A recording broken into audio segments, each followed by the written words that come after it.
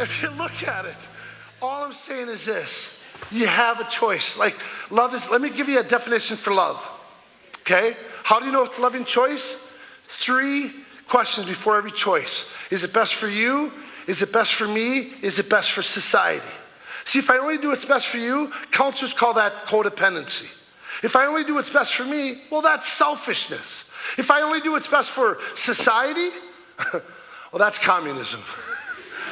And it hasn't worked real well. But if I make the loving choice, best for you, me, and society, take it to 2 areas in closing, all right? Take it to the area of dating. Say you're on a date, and you end up in this car on a dead-end street, like, what's around here? Maybe by a woods. And you end up in the backseat of that car, and the windows start fogging up. What do? Turn on the fan. I'm just kidding. We had a 24-hour hotline. We got 9 to 10 calls a day, many from teenagers who were pregnant, most of them girls. And they would, stay with me.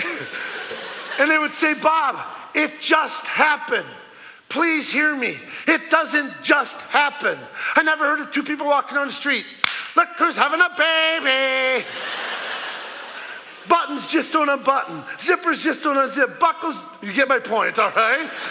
It takes choices. But when I tell them that it takes choices, they say, but Bob, he said or she said that they loved me. Oh. Let's just pick on the guy. Now, I know nowadays either sex advances. Let's just say the guy is. So you hear, no, don't, no, but I love you. Oh, why didn't you tell me? Time out. Let's go into the mind of a guy. Scary place. Is this what a guy says before he tries something physical? I don't really want to do this. I'm not doing this for me. I'm doing this because I want what's best for you. I want what's best for me. But ultimately, I'm doing this because I want what's best for society. I'm doing this because I love you. Girls, is that love? Guys are like, it is too. No, that's hormones. Hormones aren't wrong, but don't call it love. Commitment. Love is a commitment to do what's best.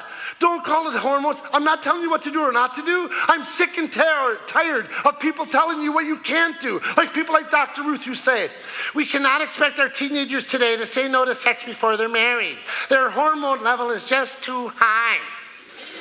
I think her hormone level is just too high. No, seriously, you have a choice. If you don't, on a serious note, what do you tell a person who comes into a counseling center who's been raped? You really want to tell them that the other person didn't have a choice? Yes, they did. Yes, you do. You're not an animal. You're a volitional human being and you have a choice. Be honest enough and look at each other and say, I hormoned you. Call it what it really is and then make the loving choice. My wife and I, we have 5 kids. I wish somehow I can get through to my kids that's not trying to take their fun away, that I want what's best for them. You know these, if I can make that choice for them, I would. Like, I bought a gun. You want to date my daughter? And you know those promise rings where like the dad will buy the daughter a promise ring and they'll wear it till they're married? I bought my daughters 10. 1 for each finger.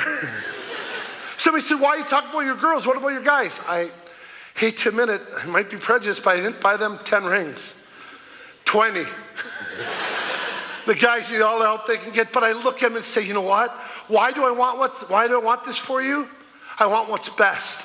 And how do you know if it's best? The loving choice, best for you, me, and society. And love is still a commitment that says, I want what's best for you. Don't settle for what you don't want. Settle for love. Don't settle for anything less than love.